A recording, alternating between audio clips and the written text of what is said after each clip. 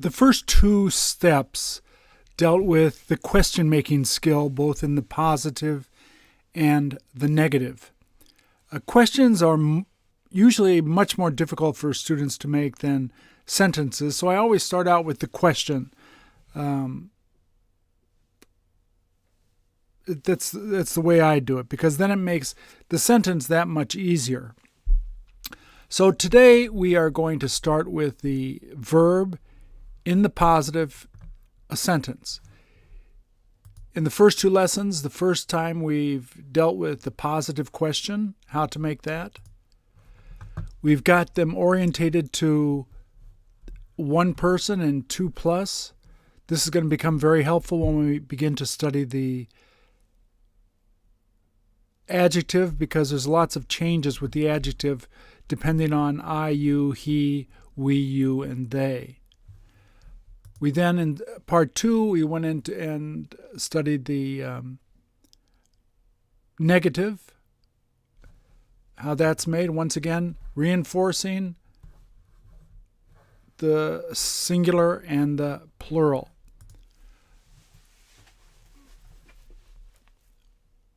So it basically comes down to the positive here and the negative signs that are letting the people know that we're making a question regarding either the present, the past, and the future. At the beginning of the class, I would make sure that you give them a couple examples in your own language to see if they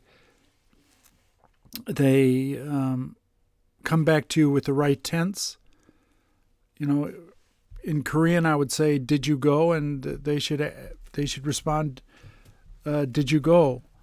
"Don't you go?" in Korean, and they would give me, "Don't you go?"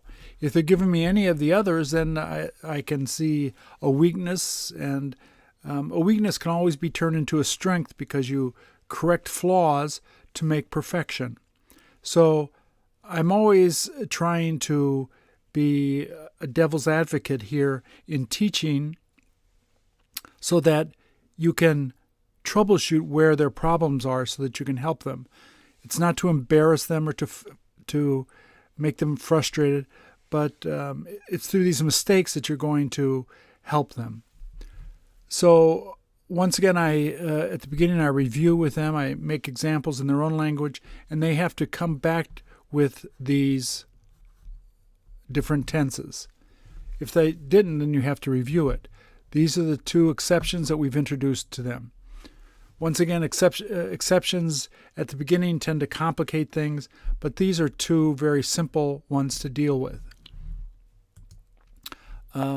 Once again, the singular and the plural.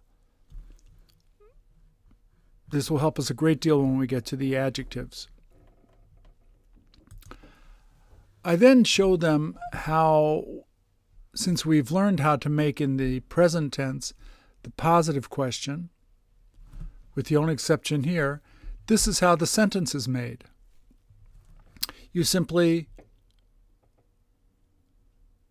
repeat the verb. Do I study? I study. Do you study? You study. Does he study? Because there's an exception here, there's also an exception here. The verb and an S is added to it. So I show them this little exception. There's almost an exception in every lesson that we're going to introduce them to. But for the most part, the patterns are very simple. Whether it's singular or plural, it's the pronoun or the noun and the verb. Third person singular is always this. So I begin by asking them the questions on this side, and I mix them up. Do you go? You go. Do we go? We go. Do they go? They go. Does she go? She goes. So introduce them to the positive in the present tense. In the past tense, once again, the singular and the plural. The only irregular thing here is the past tense. Many verbs simply add ed. Pay, I paid. I worked, I walked, I reviewed, I studied. The irregular verb exceptions we'll handle later.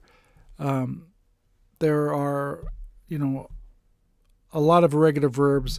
Don't complicate things at this stage with them at the very beginning. We will get to that after they build up a bit of confidence. So what I would first do is, in their own language, I would make a question. So in Korean, which I know, I would say in Korean, did you go? And they would have to say, did you go? Did they go? In Korean, and they would have to say, did they go? I want to make sure that they're familiar with this. Then I'll tell them I want now for them to answer. And if I say, did you study? I studied. Did he study? He studied. Did they study? They studied. I go back, mix it up a little bit. Does he study?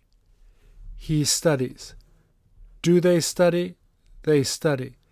Do you study? I study. If they want to answer, do you study? And yes, you study, fine. So the present, then there's the past, and this is how you make the sentence in the future tense. Once again, the singular and the plural. There is a short form here. I let the students use either one, whichever makes them feel at ease at the beginning. The question, though, does not have a short form. There's only the long form. So in their language, first of all, I would ask them to translate for me, and I would say, will he go? In Korean, they would have to say, will he go in English?